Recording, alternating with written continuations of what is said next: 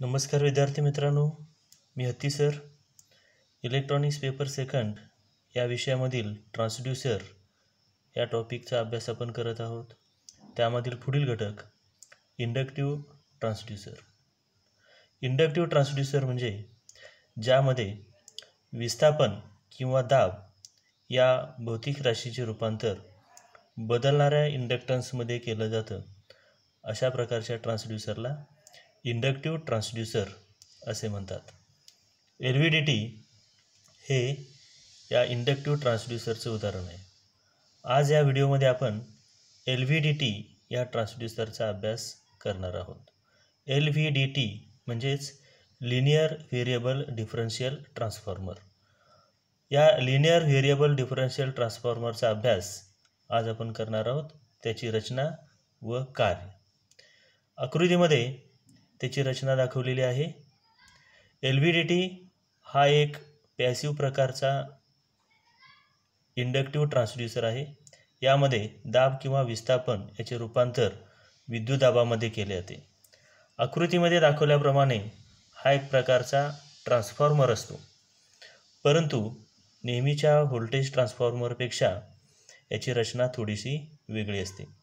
या ठिकाणी एक प्रायमरी वाइंडिंग या ठिकाणी दाखवलेली आहे.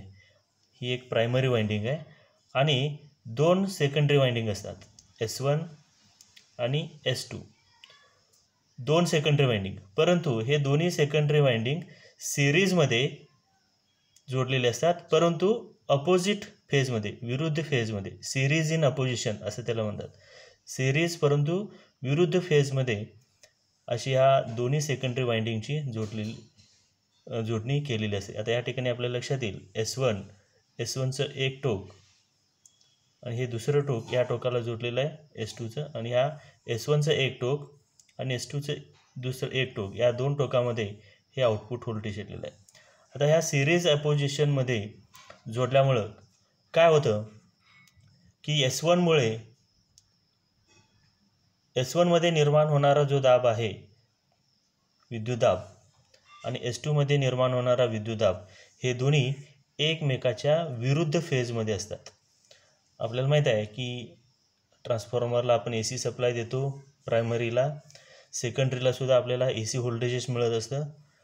पण V1 हे पण AC व्होल्टेज असतं, V2 हे पण AC व्होल्टेज असतं, परंतु ते दोन्ही एकमेकांच्या विरुद्ध फेजमध्ये असतात.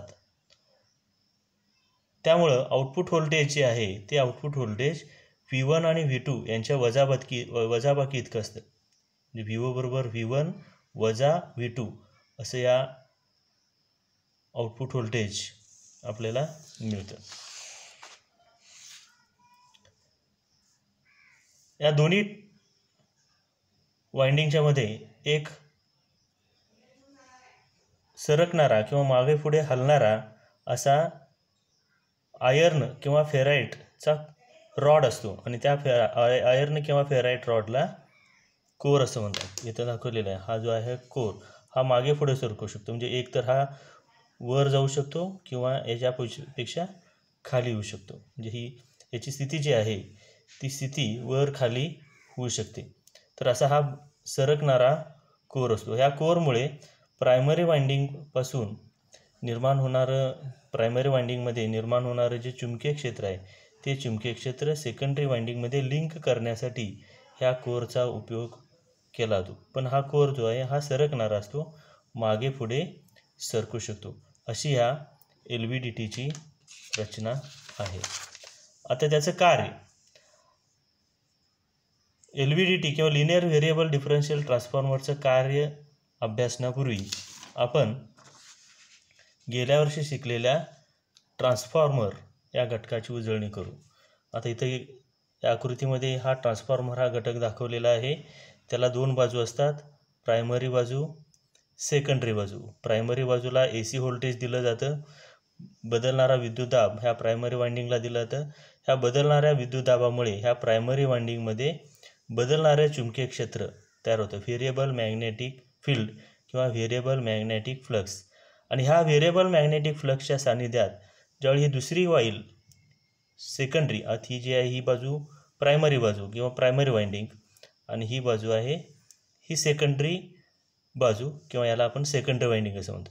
तर प्रायमरी वाइंडिंगमध्ये किंवा प्रायमरी वाइंडिंगच्या सभोवताली निर्माण होणारं जे बदलणारं चुंबकीय क्षेत्र आहे, त्या बदलणाऱ्या चुंबकीय क्षेत्रामध्ये सेकंडरी वाइंडिंग किंवा सेकंडरी कॉईल जेव्हा येते तेव्हा त्या सेकंडरी व्होल्टेजमध्ये सेकंडरी वाइंडिंगमध्ये विद्युत दाब निर्माण होतो आणि त्याला इंड्युस्ड व्होल्टेज असं म्हणतात. म्हणजे हा सप्लाय व्होल्टेज, हा इंड्युस्ड व्होल्टेज. या प्रायमरी वाइंडिंग आणि सेकंडरी वाइंडिंग याच्यामध्ये कोणताही भौतिक संबंध नसताना सुद्धा प्रायमरी वाइंडिंगला व्होल्टेज दिल्यानंतर सेकंडरी वाइंडिंगला AC व्होल्टेजची निर्मिती होते. आता या सेकंडरी वाइंडिंगमध्ये निर्माण होणारं जे AC व्होल्टेज आहे, एक तर ते प्रायमरीपेक्षा जास्त असू शकतं किंवा प्रायमरी व्होल्टेजपेक्षा कमी असू शकतं. ते अवलंबून असतं ह्या प्रायमरी आणि सेकंडरी यामध्ये वापरलेले जे वाइंडिंग आहे त्या वाइंडिंगमधील नंबर ऑफ टर्न्स म्हणजे वेटोळ्यांची संख्या. प्रायमरीपेक्षा सेकंडरी वाइंडिंगचे टर्न्स जर जास्त असतील तर प्रायमरी व्होल्टेजपेक्षा सेकंडरीचं व्होल्टेज जास्त असतं, त्याला स्टेपअप ट्रान्सफॉर्मर असं म्हणतात. आणि प्रायमरीपेक्षा सेकंडरी वाइंडिंगचे टर्न्स, नंबर ऑफ टर्न्स किंवा सेकंडरी वाइंडिंगमधील वेटोळ्यांची संख्या ही जर कमी असेल तर प्रायमरी व्होल्टेजपेक्षा सेकंडरी व्होल्टेज कमी असतं आणि त्याला स्टेप डाऊन ट्रान्सफॉर्मर असं म्हणतात.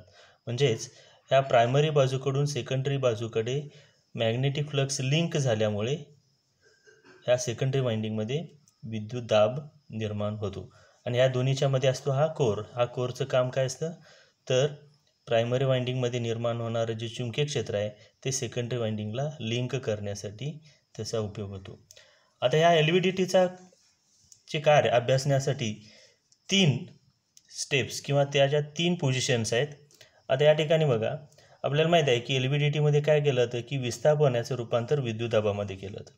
हा मध्ये कोर आहे, हा कोर हा फिरणारा कोर असतो किंवा सरकणारा कोर असतो, हलणारा कोर असतो.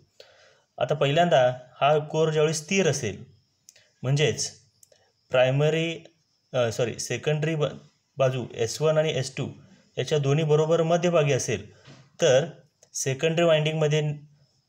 दोन्ही सेकंडरी वाइंडिंगमध्ये निर्माण होणारं व्होल्टेज हे सारखं असतं, परंतु अपोजिट फेजमध्ये. इथे दाखवलेलं आहे ही अशा एकमेकाच्या विरुद्ध फेजमध्ये हे आउटपुट व्होल्टेज असतं.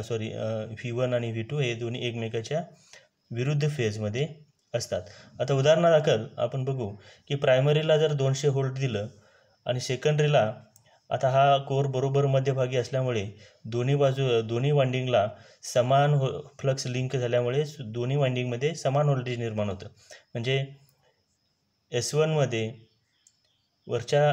S1मध्ये 50 व्होल्ट आणि S2 खालच्या सेकंडरी वाइंडिंगमध्ये 50 व्होल्ट असं जर व्होल्टेज निर्माण होत असेल तर आउटपुट व्होल्टेज जे आहे या दोन टोकामध्ये मिळणारा आउटपुट व्होल्टेज बरोबर V1 वजा V2 म्हणजे 50 व्होल्ट वजा 50 व्होल्ट म्हणजे 0 व्होल्ट. म्हणजे जेव्हा हा कोर स्थिर असतो किंवा बरोबर याच्या मध्यभागी असतो त्यावेळी ह्याचा आउटपुट व्होल्टेज स्थिर असतं, म्हणजे ह्याच्यामध्ये कोणतंही विस्थापन झालेलं नाही असा त्याचा अर्थ होतो.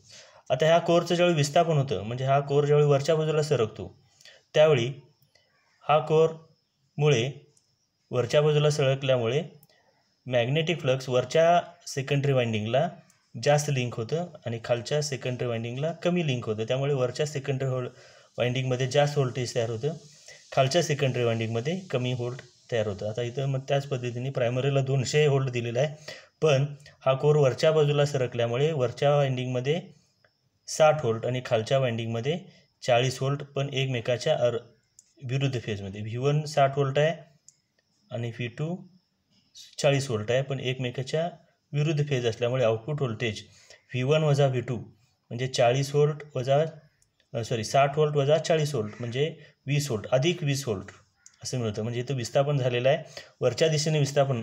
ज्यावेळी व्होल्टेज पॉझिटिव्ह मिळतं त्यावेळी हे वरच्या बाजूला विस्थापन झालेलं आहे आणि किती विस्थापन झालेलं आहे ते ह्या व्होल्टेजवरून समजतं. किती mm, किती जागा विस्थापन, किती mm ह्याचं विस्थापन झालेलं आहे. mm म्हणजे मिलीमीटर, किती मिलीमीटर विस्थापन झालेलं आहे हे याच्या व्होल्टेजवरून सरकतं.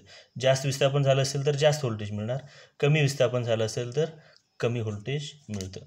त्यानंतर जर हा जो कोर आहे हा कोर खालच्या बाजूला सरकला, मध्यभागाच्या खालच्या बाजूला सरकला, तर खालच्या बाजूच्या सेकंडरी वाइंडिंगमध्ये जास्त मॅग्नेटिक फ्लक्स लिंक केलं जातं आणि वरच्या बाजूला कमी मॅग्नेटिक फ्लक्स लिंक केलं जातं. त्यामुळे खालच्या बाजूचं व्होल्टेज जास्त असतं, वरच्या बाजूचं व्होल्टेज कमी असतं.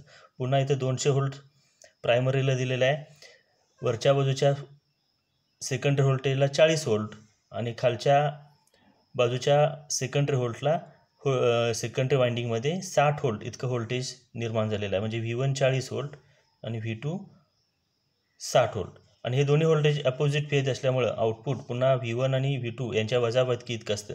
म्हणजेच 40 व्होल्ट आणि वजा 60 व्होल्ट यांची वजाबाकी म्हणजेच वजा 20 व्होल्ट.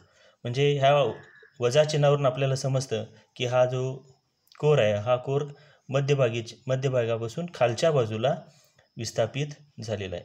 म्हणजेच ह्या LVDT आपल्याला हा जो कोर आहे हा कोर किती विस्थापित झालेला आहे ते ह्या व्होल्टेजवरून समजतं आणि कोणत्या बाजूला विस्थापित झालेला आहे हे त्याच्या चिन्हावरून समजतं. म्हणजे व्होल्टेज जर 0 असेल तर विस्थापन होणार नाही, व्होल्टेज पॉझिटिव्ह असेल तर वरच्या बाजूला विस्थापित झालेलं असेल, व्होल्टेज जास्त असेल तर जास्त विस्थापन, व्होल्टेज कमी असेल तर कमी विस्थापन.